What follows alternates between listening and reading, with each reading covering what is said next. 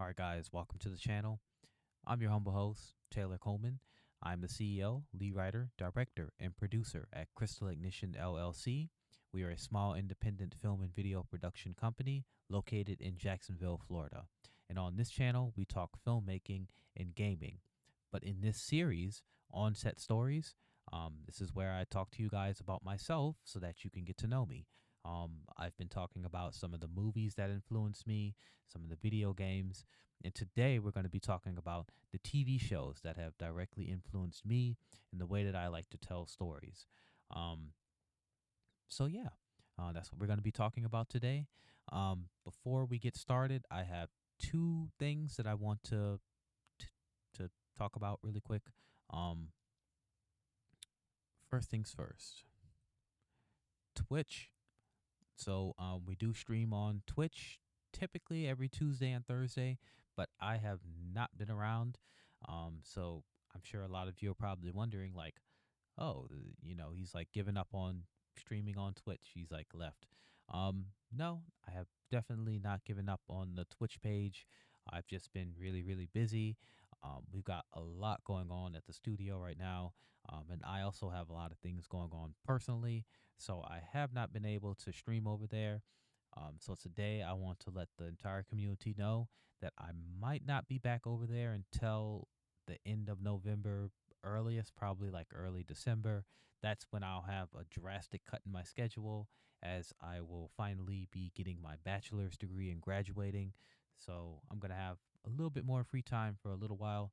So I'll definitely be back over there, and I want to do something special. Maybe we'll have like a really long stream where we go through and actually like finish some games because we started a lot of things and then we moved over to try and keep up with new game releases.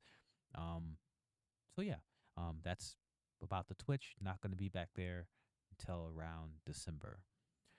Um, Also though, my movie, my movie. Yes, I make movies. I am a filmmaker.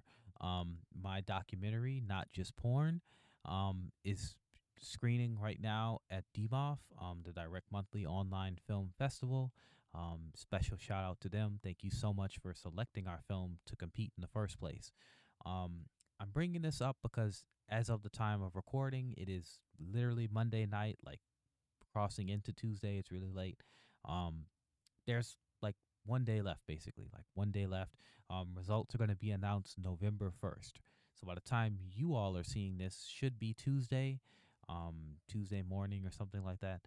Um, Head on over and vote if you have not done so already. I've already voted. So, but as you can see, we are at 7 votes, I believe. Um, so all you do is, if you want to give us a 5 star, you just go all the way over to the 5th star and click on it. Um, from what I gather, a lot of people have been telling me it does not really work well on mobile, so you might have to do it from a computer. But definitely, definitely check out this movie. I know you all are looking at the title and thinking, I don't want to see that. There's nothing bad in this movie. It's a documentary. If you're worried about like nudity and all that kind of stuff, there's maybe like 5 seconds of somebody's cheeks in there. um, that's about it. There's no nudity in this film. It's an educational film. This was my capstone project from the film department at UNF. And again, it's screening at this festival, so I don't think they would pick anything that's not that's not, that's way far out there. This is a really good film. Shout out to my co-director Nick Cubio and my composer Jordan Can. I think we're gonna take home that win, guys. If you're out there watching, um, so yeah, help us out. Go check it out. Go vote. If you like it, leave a 5 star. Okay, so now getting back to the TV shows. Um, like I always like to preface all of these tier lists by letting people know, if you don't see Game of Thrones on here, if you don't see like Lost or some other show that people really, really like, um, that's no shade or anything being thrown at those shows. I think they're really good. Some of them I've seen, like Walking Dead and all that good stuff. It's just that those are not things that have directly influenced me. The way that I write screenplays, the way that I film, the way that I edit, that kind of stuff. Um, so yeah, they're not going to be on this list. It's mostly going to be things that have directly influenced me in some way, shape, or form. Um, So, without further ado, let's begin. Um, I want to start with some of these older American cartoons to kind of get them out of the way. These are going to be things that I watched around the time where I was just starting to even think about like how films and really like media is even made in the first place. Um, you all know from the first episode how I got into filmmaking. I won't say anything here. Put a link so you can go watch it. Um, but yeah, let's start with some of these like American TV shows. I want to start with Code Lyoko because I think that's kind of like one of the oldest ones on this show. What is Code Lyoko about? I believe this was made in France. I believe this was like French animators. Um, if I'm wrong, I'll put it somewhere below. Code Lyoko. These children, they go to a boarding school, and they get into antics and whatnot. They end up discovering a underground laboratory that's kind of like far off from the campus. It's in walking distance. You kind of like walk through the woods or something. Um, and they find out that there's this massive computer system and there's this virus on there called Xana. And if this virus gets out, like it's trying to get out, it'll basically like take over the world, that whole thing, like destroy the world. So these kids, they notice these like tube things, and they realize that if you get in it, you can like go into the internet. Like it makes an avatar for you, and you can like go in and you can fight Xana and like stop her from uh, taking over the world. And I'm not going to spoil how they figure out all this information. It's really interesting. If you haven't seen it, you need to go watch it. But yeah, that's basically what they do. They fight her and try to stop her. Um, just a really, really good show. I really love the atmosphere of this show. That's what I really like. Out of all the things that stand out, it would be character development and the atmosphere. It has really good writing to say that it's just a cartoon.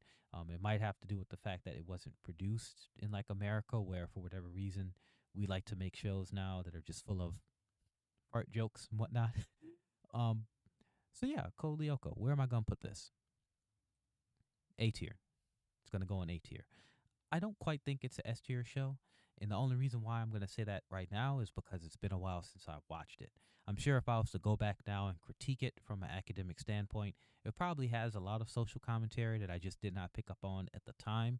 But again, it's been years since I watched it. I used to catch episodes of this on like Toonami back when that was a thing. Um, I'm showing my age again. I used to watch Toonami, yes. But yeah, it's a really, really good show. So if you have not seen it, check it out. I'm not gonna put it in S tier. Maybe if I go back and like watch this video later, I might do that. But you know how it is. It's gonna go in A tier. Moving on, Robot Boy. So this is gonna be, I think, one of the closest things to just like straight up just a cartoon. Nothing really there to critique. You've got this boy. His name's Timmy. He meets this scientist, and he made a robot boy, like a literal robot that's kind of like has the personality of a young boy. He's like, I want you to take care of him and like teach him how to be a real boy. Like hang out with him so he can like learn from you. So it's kind of one of those like villain of the week type things where every week they get into something. Um, but what's special about Robot Boy is that he has like a defense mode. So he gets like really tall. He has like these horns. He has like missiles, lasers, you name it, he has it.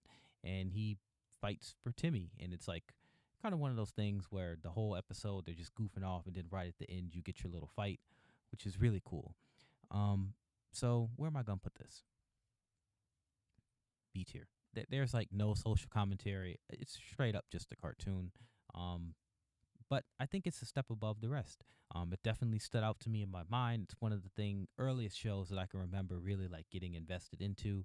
Um, I I don't remember if the show was canceled or not.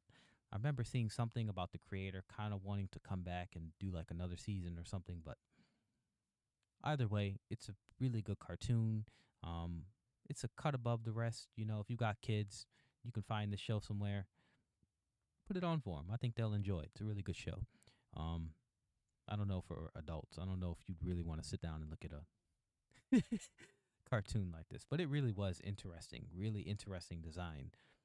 Um, so moving on to the show, that's probably going to get this video downvoted to hell and back. If there are any Gundam fans that drop by, SD Gundam. So already I can see you guys being like, "How dare you?" I feel like every video I have that one show or movie on there that people are like, "How dare you?" But SD Gundam, this show is a meme in the Gundam community. It has this really weird CG that is just outdated. Captain Gundam, he's cool until he takes off his mask, and then he has like this just horrifying face underneath. It's apocrypha, but what is SD Gundam about? You got this boy. I want to say his name is Shu. I don't even remember. Typical shonen protagonist. That's all you need to know about him. He's like hot headed, has a mom that really likes him, that kind of thing.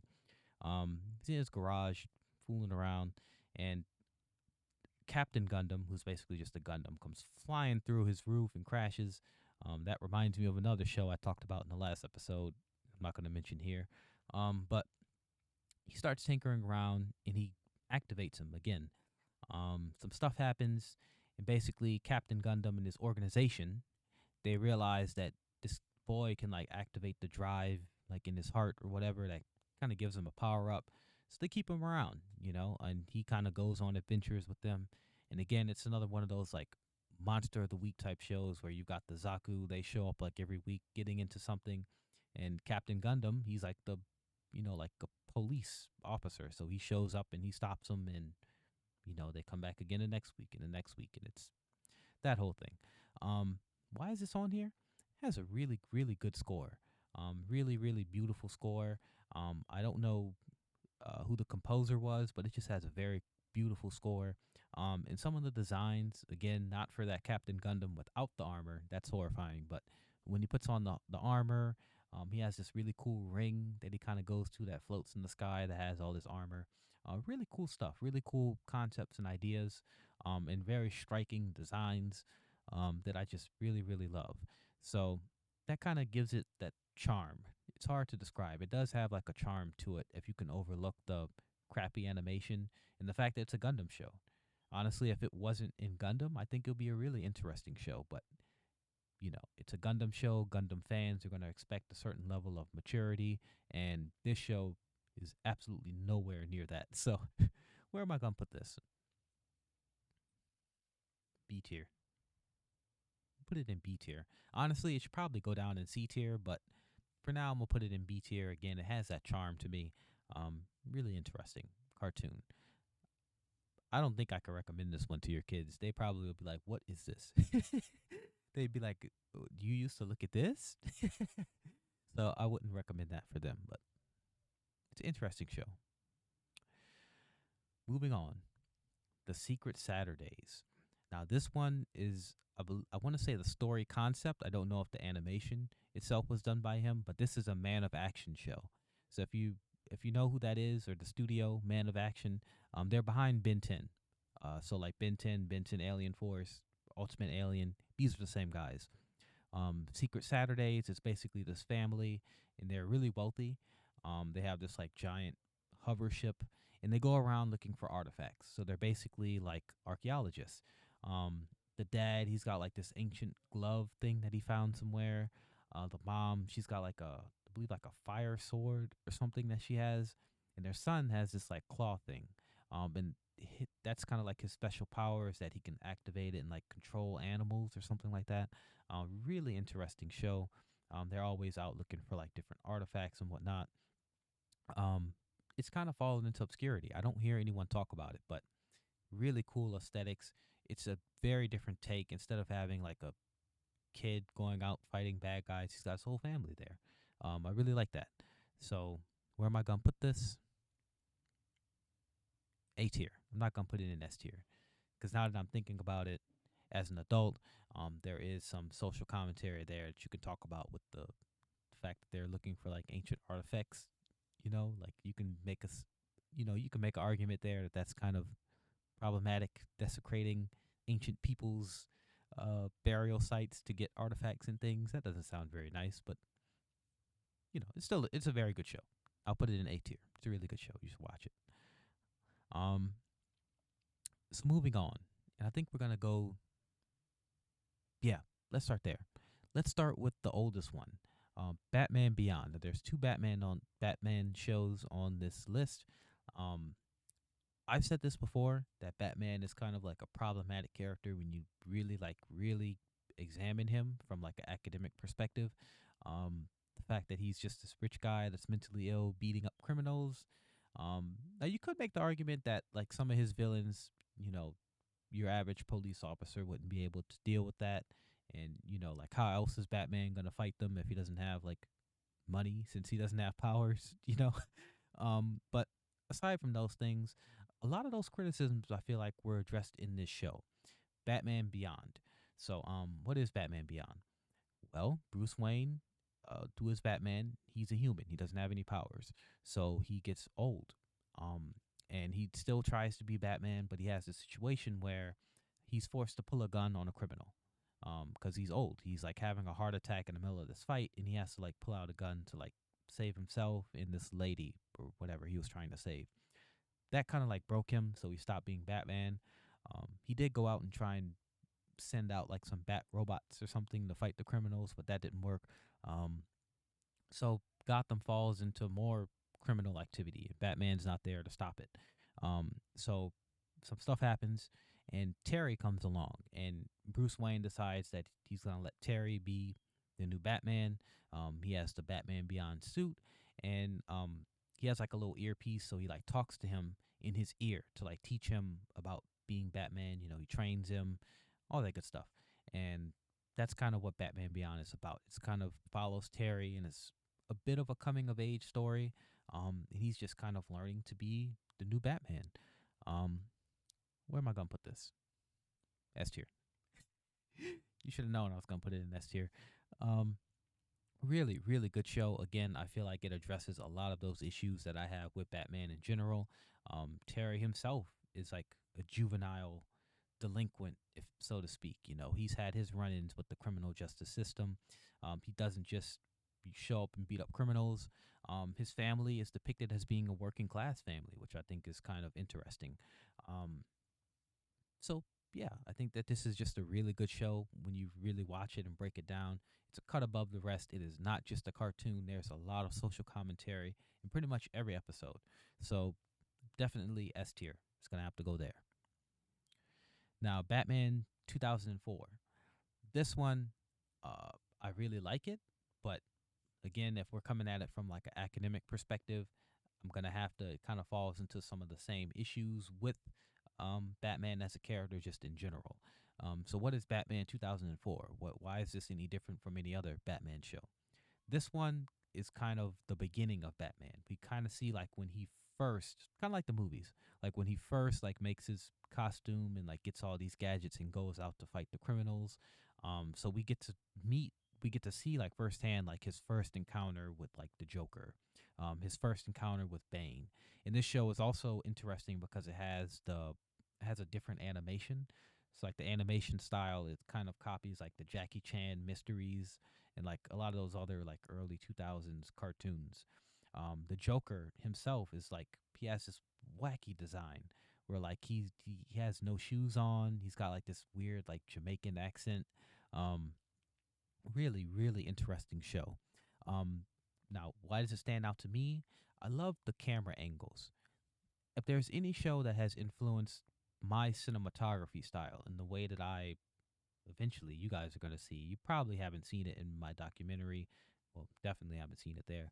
And with the coldest warmth, you might not see it a lot in that film, but uh, the Batman it has like these really striking Dutch angles where the camera will just rotate, and I really love stuff like that. The dark atmosphere, the music, the score, the theme song. The theme song was made by The Edge. He sadly passed away, but very good theme song. So it's gonna be the score, and it's gonna be I guess the animation. I don't know if you call it cinematography, just like the camera angles or the angles that they draw things from. Really striking, really stands out. The red sky over like the black city. Really interesting design choice. That's what's gonna stand out to me about this show. Again, it kind of falls into those same issues that the original Batman character does, but it's as good as it's gonna get for a Batman show. A tier. I can't put it in S tier. but I'm gonna put it in A tier. I think it's a really interesting show. So moving on, and I'm trying to kind of wrap up the early 2000s media or like 2000s shows. Generator Rex. So this is going to be another one that I believe was done by Man of Action Studios. I don't know that for sure. I do know that there was a crossover with Ben 10 and Generator Rex. Um, Another show I don't hear people talk about a lot. I don't know if it has a fan base still. It probably does. Um, but it's kind of fallen into obscurity, I think, after all these years. So Generator X, what is this even about? There's this virus that kind of gets unleashed on the world, and it's these like nanite things. I don't know if they're like mechanical, but they affect people's biology, and it turns them into like these horrifying monsters that just go on rampages. In the military, they kind of show up, but they can't, they can't do anything. So Rex, he's this kid, and they kind of learn that if he touches one of these monsters, the nanites in his body can cure them, so to speak, turn you back into a human and shut off whatever it is that turned you into a monster in the first place. So he becomes this government asset, and of course, as he gets older and becomes a teenager, makes problems. Now he has powers of his own, so he can turn like different parts of his body into like giant mechanical weapons. So like he can make a sword that like turns into a chainsaw, which is really cool. He can make like his own motorcycle, so like his legs literally turn into a motorcycle, and he can just ride around. Just a really interesting um, concept. Uh, Agent Six in particular. This is a character that I have personally written like my agent characters in different scripts. And some of you out there in the audience that have actually read my work, that I've worked with directly, you know what I'm talking about. Agent Six has been very influential on those characters that you all in the general audience will see in the future. So I've said enough. Where am I putting this? S tier. It's a really good show. Straight S tier. I think that there's a lot of social commentary you can talk about in this show, with just like the military industrial complex and all that good stuff. Um, just a very good show. I might come back and actually, I'm not a film critic, but I might do that one day and like, kind of break down some of these shows. Might be interesting. Um, so S tier, really good show. If you haven't seen it, check it out. If you got kids, definitely let them check it out. It's a cut above the rest. It's not just poopy fart jokes. Like it's way better. It's got a story that you follow every episode, reoccurring characters. Really good show. Symbiotic Titan. Let's talk about that. So this is gonna be the one show on here by Tarkovsky. I hope I'm pronouncing his last name right. I am going to get downvoted to hell and back. No shade against him. Primal is absolutely fascinating. This is my favorite show by him, though. Um, so, Symbiotic Titan, what is this about? There's this war going on this planet. Um, you've got these two warring factions, and one side is just absolutely bodied. Like they lose. They lose. The king gets captured, and he's kind of being interrogated. But at the last minute, like before he gets captured, he takes his daughter, his best soldier, like the best guy he still got around, and a robot, like this super advanced robot, and he sends them off into space. And he's like, just go to a planet, hide, and like lay low, so you won't get captured. To like try and save his daughter. So they crash on Earth because of course they do. And they're teenagers, so you guessed it, they go to high school.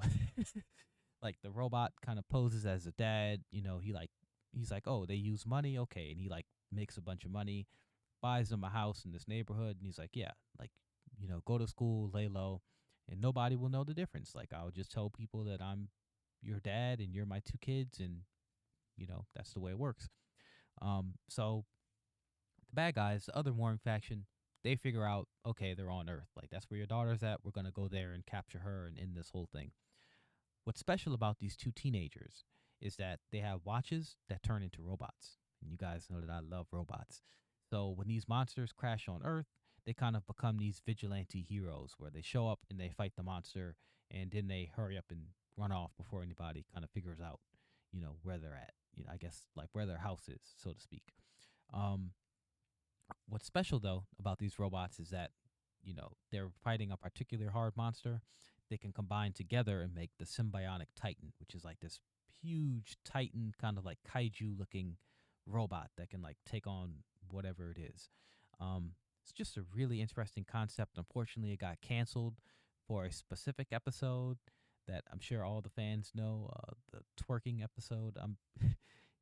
You just have to see it for yourself. It's a really good show. I didn't think it was that bad, but you know how that is. I guess I don't think it's that bad because that's where like some of my more risque humor comes from. This show, um, Symbiotic Titan, though, it's a really good show. Where am I gonna put this? S tier. I hope that this show comes back. There's been like echoes of people saying like, yeah, we might be looking into it. We might be able to get the rights back. The creator saying like, yeah, I'd love to come do it again. I'm hoping that they can work something out to bring this show back. I have a feeling that Adult Swim or whoever has the rights probably are like, yeah, we can bring this back. They're just waiting. I feel like that's probably what it is. Like they're gonna wait until like 5 years from now, 10 years from now, and they're gonna just drop this. Um, but it's a really good show. If you have not seen Symbiotic Titan, you have to watch it. It's a must watch. S tier. So we're kind of wrapping up some of these like 2000s cartoons and things. Now, this is the one show that you could probably make the argument that this is an anime, so maybe it shouldn't be on this list. It was not in my anime list. I thought about it really long and hard. Um, Kind of passed off as a cartoon. It premiered on Cartoon Network, I remember, and that was the last place I even saw it. Like this show fell hard into obscurity, but I'm gonna put it here on this list. Mega Man Star Force. Now, I talked a little bit about the video game, the DS games, because I played those when I was younger. Um, I really love the designs. This is like the best Mega Man I've ever seen, to be completely honest with you. There's been a lot of Mega Man cartoons, but I think Star Force is a cut above the rest. If you don't know what it's about, it's kind of in the future where everybody kind of uses the internet to communicate and whatnot. Like today, um, GL Stellar, he's the main character. His dad is like an astronaut. He goes into space and he goes missing. Like some kind of like phenomenon in space happens, and his dad just straight up disappears. Um, so he meets this creature thing that kind of lives on the internet from a different planet, and they kind of work together. They combine. So when they combine, they turn into Mega Man, and they kind of like go onto like the internet, this like internet world, and they fight monsters and whatnot. Um, where am I gonna put this? A tier. It's been a while since I've seen this show, so I'm not gonna put it in S tier. Don't think there's a lot of social commentary in there, but really good designs, really good story to me. Um, Again, maybe it could go on the anime list, but I'm gonna put it here because it's gonna go here. Um, that was kind of quick. So moving on, let's talk some Star Wars. I feel like there's a channel where that's literally that's isn't that the name of a channel like Let's Talk Star Wars? That might be like a segment on another channel that I'm thinking about. Um, so let me get this out of the way first before I even start. I am not one of those people that's like, all Disney Star Wars sucks. I have my critiques of Disney Star Wars. I did not like Star Wars Resistance. Um, I did not like The Last Jedi. I did not watch The Last Skywalker. The Rise of Skywalker, whatever it was. I actually did enjoy the first one, and that might be like one of my most shocking opinions. I did enjoy the first one. I did not like the second one. Um, but Star Wars, Star Wars: The Clone Wars. This show, I believe it was 8 seasons or 11 seasons or something like that. Where am I gonna put this show on the list? I'm gonna put Star Wars: The Clone Wars.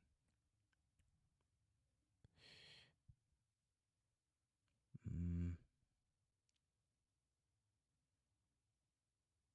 Nah, I'm just messing with you guys. It's gonna go straight into S tier.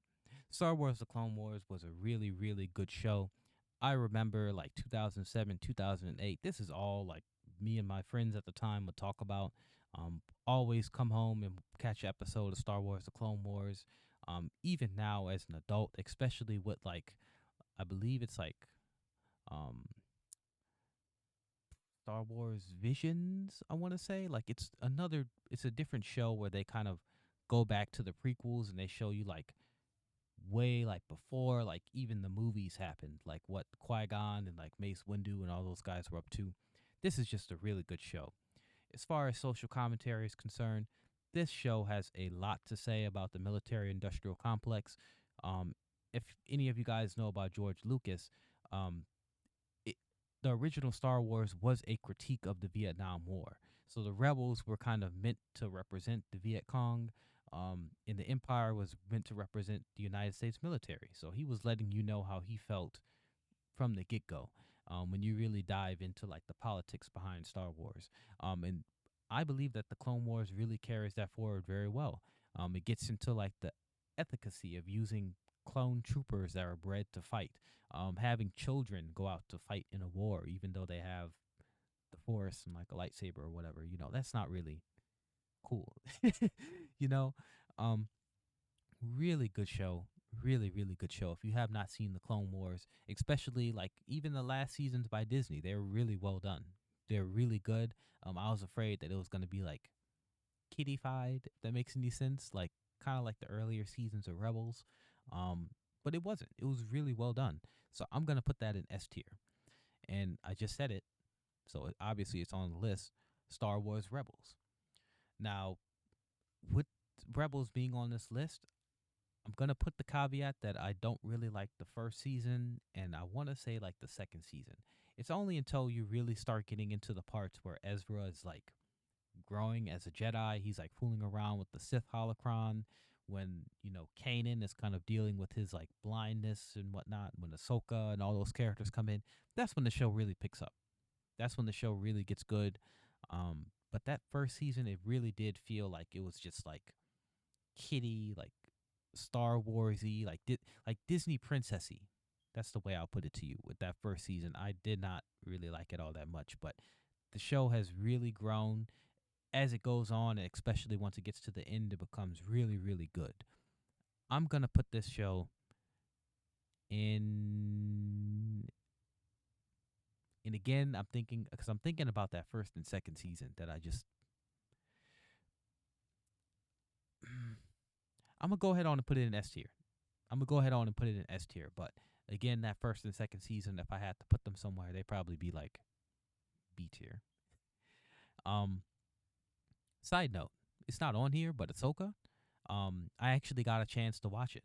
I was writing the paper, and I put on some of the episodes like in the background, and I was watching it. Really good cinematography. I love the cinematography. Really good score. Very interesting show. I really liked it. Um, Not something that like influenced me like in any meaningful capacity for me to put it on this list, but it's really good. If you haven't seen Ahsoka, um, I've seen some people complaining about it, but I thought it was pretty good. You should check it out. Um, so now we're getting into. I want to save like two of my favorite shows for last. So let's wrap up the animation. The Harley Quinn show. This is gonna be like the most recent thing on this show that I've on this list that I've looked at. Um, this show is absolutely hilarious. I don't think I've laughed this hard in years. Definitely my sense of humor is like right up my alley. Where am I putting this? S tier. It's gotta go into S tier. This show is absolutely hilarious. The Harley Quinn show is a cut above the rest. Um, I have not watched. What are they on? Like season 4? I think I watched like the first 2 seasons. It's really interesting. Definitely interesting take on Harley. Um, and Kite Man. Oh, my boy Kite Man. I think he's getting his own show. So I want to see that. I can't believe it. They're giving Kite Man a show. Like Harley Quinn is hilarious. If you have not seen it, check it out. I have a Harley Quinn bumper sticker on my car. I kid you not. I have a Harley Quinn bumper sticker on the back of my car. I like the character. I like what they've done with her. S tier. So now we're getting into live action shows. Um, Lots of live action things. Let's go ahead on and start with the Japanese shows because yes, I have seen some live action Japanese TV shows. You all know from my movie list that I have a lot of like East Asian cinema on there. So I'm no stranger to looking at things with subtitles. um, let's start with Makai no Hana. So you all know that I'm a Garo fan. If you've seen that anime video, definitely check it out. Um, Garo Makai no Hana is kind of like on that original timeline. The animes are kind of based off of the actual Tokatsu shows, which are best way I could describe it is like Power Rangers, but like edgier, a lot more like risque jokes and whatnot. Kind of like a live action anime, basically. Um, Makai no Hana, I believe this is the son of like the original Golden Knight from when the show first started. And it's like a monster of the week type thing. There's this girl. My memory is kind of foggy, but he meets this girl. I don't remember if she's human or not, but some stuff happens and he has to like protect her, so she's there. And he's also got his master who trained him, who his show is on this list. But Makai no Hana, where am I gonna put this? A tier. I'm not gonna put it in S tier because I've said this a lot, like a broken record. It's been a minute since I've seen it. Don't think that there's a lot of social commentary in there, but it's very well shot, very good cinematography and whatnot. And I'm gonna put it in A tier. Zero Black Blood. Where am I gonna put this? Hold on.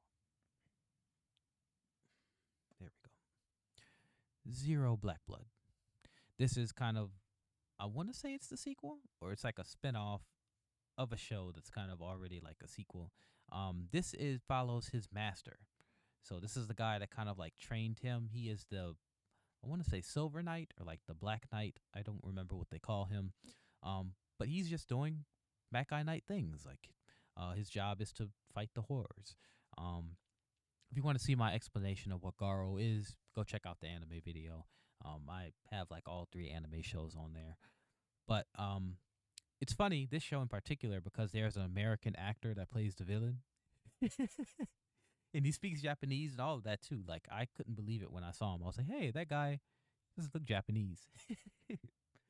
So Zero Black Blood. Where is this gonna go? A tier. It's it's it's very similar to this show. Very similar.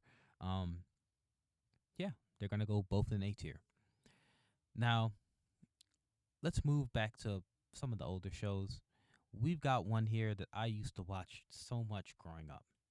Walker, Texas Ranger. I used to watch this show all the time. I used to watch the reruns when they come on like those like really weird channels where they only show like early 2000s TV shows. You guys know what I'm talking about.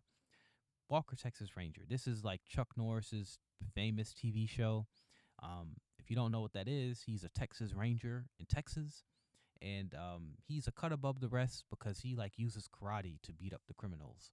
So instead of running in and shooting them, he runs in and like roundhouse kicks them in the face. And that, every show has to end with like a 10-minute fight scene where like uh Walker like holsters his pistol and like kicks a bad guy in the face, and his partner Trevette, who's like a black man, he just kind of walks in and like punches the bad guys. He doesn't really use karate like that. Um, so Walker Texas Ranger.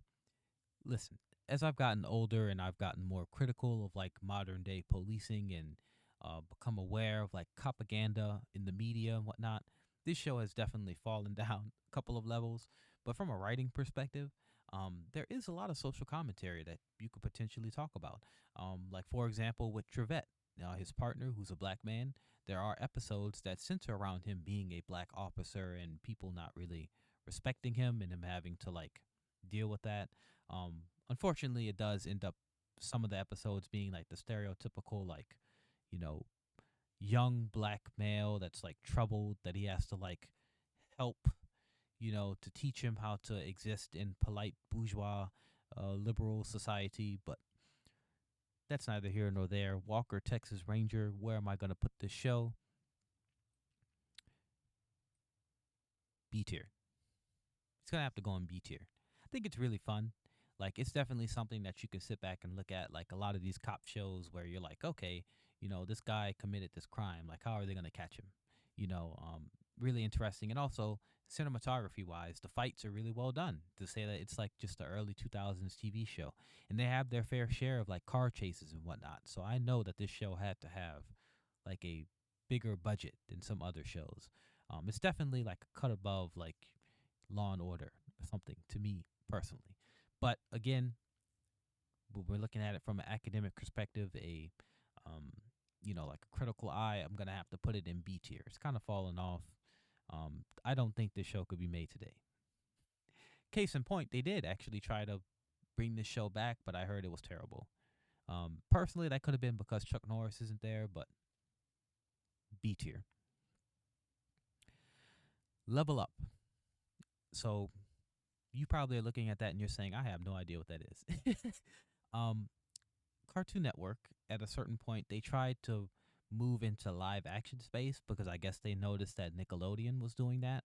Um, so they had stuff like Destroy, Build, Destroy, where they would have teams that would like destroy things, and then they'd have to make like a car or something out of like junk and compete. It was really interesting. They had like another show that was like a high school like mystery where these kids were like trapped in the high school. I hear that that show actually to this day has a cult following. That it was actually really good, but it got canceled after like a few episodes because I guess if you're watching Cartoon Network, you want to see cartoons, right? Like if you know, it definitely didn't hold my attention when I was a little kid. But Level Up, this one is interesting in that it did. What is it about? These three kids and they like to play this like MMO, basically. Um, Well, it's four of them. I keep forgetting there's the girl character. Like the stereotypical like girls don't play video games, but she does, and she's actually like good at it. Um, so yeah, they play this MMO. Some stuff happens, and these monsters in the MMO end up getting out into the real world.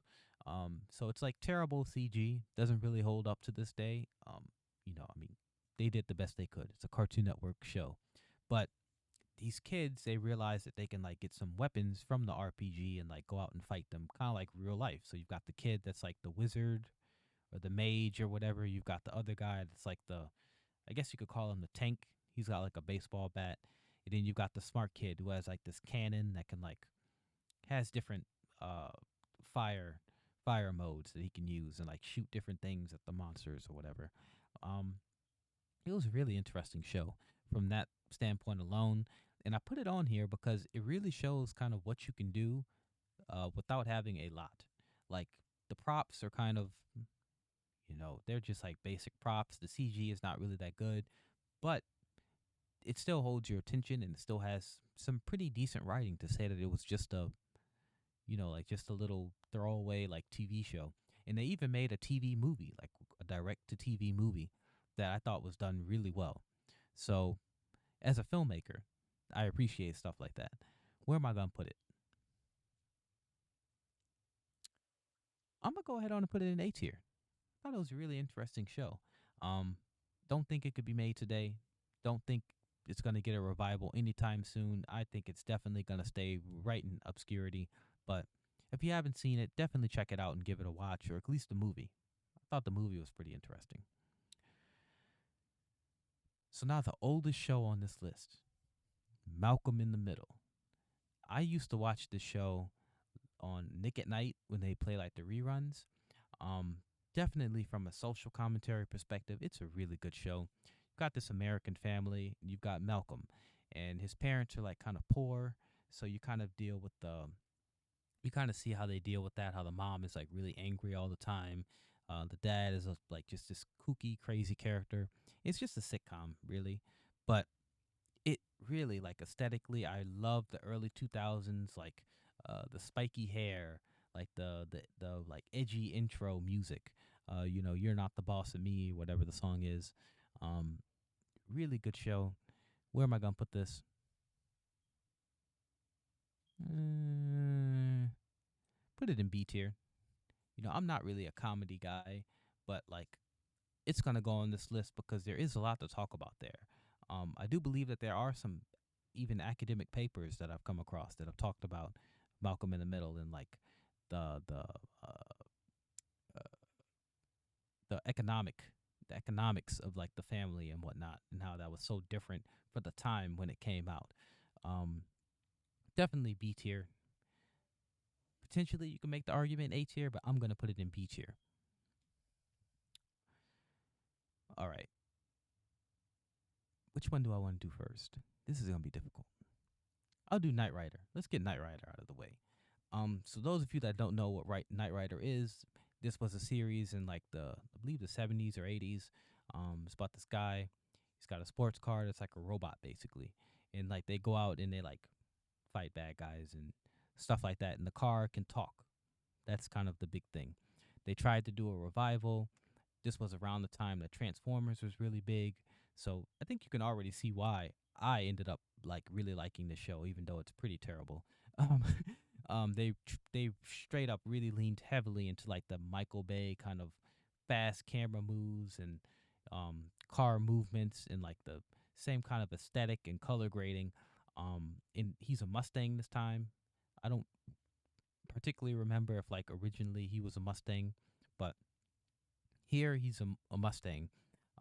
He's got like this agent, and what's special about this Knight Rider is that the car can transform. So obviously that was a marketing gimmick, but he'll turn into like a Ford like pickup or something like that, then turn back into the Mustang, so no one knows that it's actually him or whatever. Like that's not the car, that's a pickup truck, and then later on it turns into a Mustang, and they're like, oh, it's the Knight Rider. um, where am I gonna put this show? B tier. It's a really fun show, but it's definitely not going to be like one of the better shows. Um, Definitely B tier. Now the next one, Revolution. This show has definitely fallen hard into obscurity. You guys, none of you know what this is. This was a NBC show. NBC is famous for making shows and then canceling them after like one season. Um, Revolution. This show is about a world where all power is lost across the world. So if something happens and we lose just no electricity, don't ask me how that works, how they didn't figure out a way to turn it back on, but that's how it is. Um, so you've got like these camps now, and people are right back to like riding horses, like using crossbows and swords and whatnot. Um, so some stuff happens, and this girl, she meets this guy that has like a crossbow and a sword and whatnot, and they end up going out on this adventure to try and turn the power back on. I believe there's some kind of like a device that they find, and they're trying to get the power back on. Um, it's a really good show. It's really good, and the reason why I like it, and the reason why I'm going to talk about it here, is because from an indie filmmaking perspective, it goes to show you how you can do so much without a lot.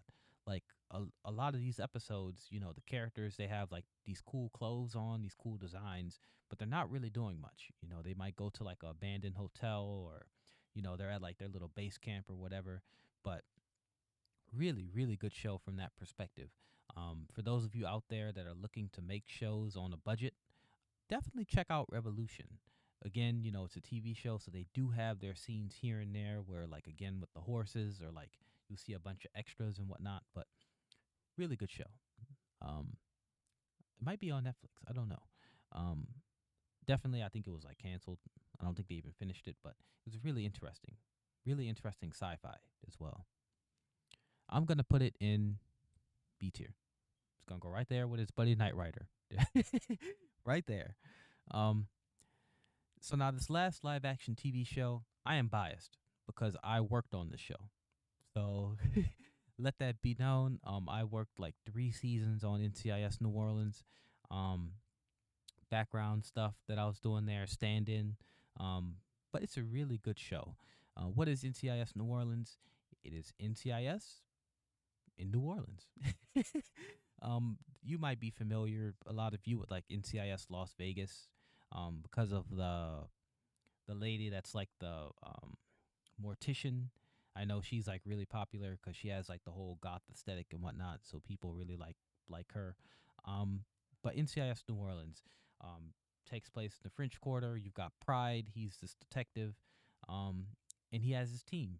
And basically, like, there's this group that's infiltrated the military that he's trying to figure out in some of the seasons. Then I think some people are coming after him in some of the seasons. Just a really interesting show. And again, I'm biased because I actually worked on this show. This is where I picked up a lot of my filmmaking skills. But NCIS New Orleans, where am I going to put this on the show, on the list? A tier. It's going to go in A tier. You might be saying, "How dare you? You're biased. It's just a cop show." And you're right. It is just a cop show. Um, it's been a minute since I've seen a lot of these episodes. This is a newer, like a bit of a newer show. But hold on, did we glitch? No, we didn't glitch. We're good. NCIS New Orleans, but yeah, all that being said, I still think that it's a pretty decent show for what it is, for being a cop show. It's kind of in that level with 2004 Batman. Those action scenes I think are pretty well done for a CBS show. The acting is really, really good. You've got Kirkman, who I have a picture with. One of the guys. He was actually in Cloverfield, which is another one of my favorite movies.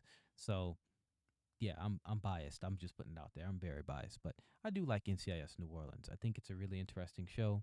Um, and I was really proud to work on this show. Just being there on the set, it's really interesting.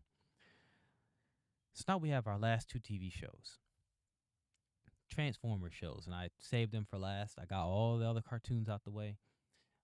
As you all know, I'm a huge Transformers fan. Let's start with the lesser of the two. Transformers Robots in Disguise 2015. This show, it it like raises the bar and then it lets you down over and over and over again. I remember being so hyped for the show. I really liked the new animation, even though it was kind of cheap. It works, which is weird. Um, the characters are definitely interesting. You've got Bumblebee here. He's trying to kind of be his own leader. He doesn't have Optimus Prime there, so it's funny to like watch him like come up with his own catchphrase instead of saying "roll out" or whatever. Like Optimus Prime, he says "rev up" and "roll out," which is okay, but but he has his own team, and he's trying to catch these villains. So there's this ship that crashes. All these Decepticons get out, and they're like criminals. And Bumblebee is now a police officer. So the spirit of Optimus Prime comes to him and is like, Bumblebee, you have to go, make your own team and like go get them. So he does that. That's kind of the show. Monster of the week. Every week is a new Decepticon, and he's trying to teach his team how to like work together and fight. But that's the thing with this show. They have to learn the same lesson over and over again. Like, yeah, guys, we have to work as a team. And once you think they finally got it the first season, it's the same issue the second season, the same issue the third season. Like, it just lets you down. Then, they try and bring in, like, they're like, oh, Starscream is going to come back. Oh, Soundwave is going to come back.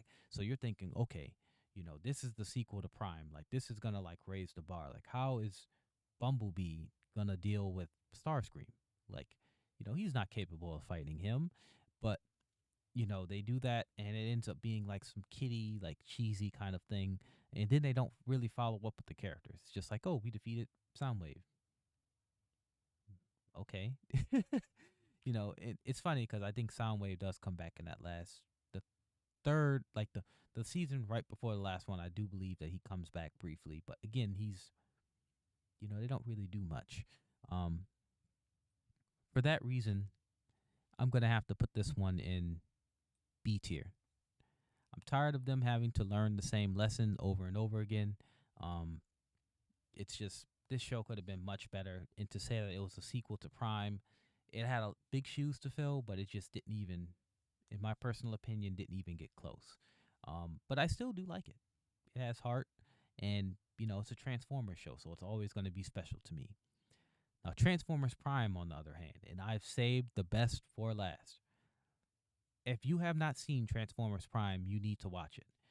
If you like the movies, but you want like more heart, like a better story, less human action, more centered on the Transformers themselves, but you like those designs from the movies, Transformers Prime is where it's at. That's literally the whole point of Transformers Prime. It's like the movies, but like if it was like one screenwriter instead of like 20 of them at Paramount. trying to put in their product placements, and like Michael Bay trying to fit in his famous explosions. um, Transformers Prime, this show, it won a daytime Emmy. I don't think I even have to say anything else. This show was an amazing show. It has continued to this day to influence the way that I tell stories. The score, when I'm writing, ladies and gentlemen, when I am sitting down to this day, right now, as I'm writing my screenplays for my production company, I listen to the score to Transformers Prime. Sometimes I put on the episodes right as an adult, as a 24-year-old man. I sometimes watch these episodes and clips from this show. It is just that good. If you can overlook the fact that it is a cartoon, if you can overlook the fact that it's a Transformers cartoon and just look at it, just watch from a story perspective. All the adults out there, you will really love this show. You will fall in love with it. It's a really good show. I recommend this show to everybody. If you have not seen Transformers Prime, you have to look at it. It's an amazing show. If I could put this somewhere other than S tier, it would go somewhere other than S tier. It's a really good show. Um, so that's going to take us to the end of the video. If you watched this far, thank you so much. I really appreciate it. I tend to ramble in these things. It's very off the cuff. This is not scripted. I'm just kind of giving you my thoughts as they come up. So thank you so much for watching. I hope you learned a little bit about me. That's kind of the point of this series, so you can get to know like the kinds of shows and movies and things that I watch. Um, Leave a comment down below. Tell me what you think. Tell me if I'm wrong with some of these shows, like Revolution or Transformers RID.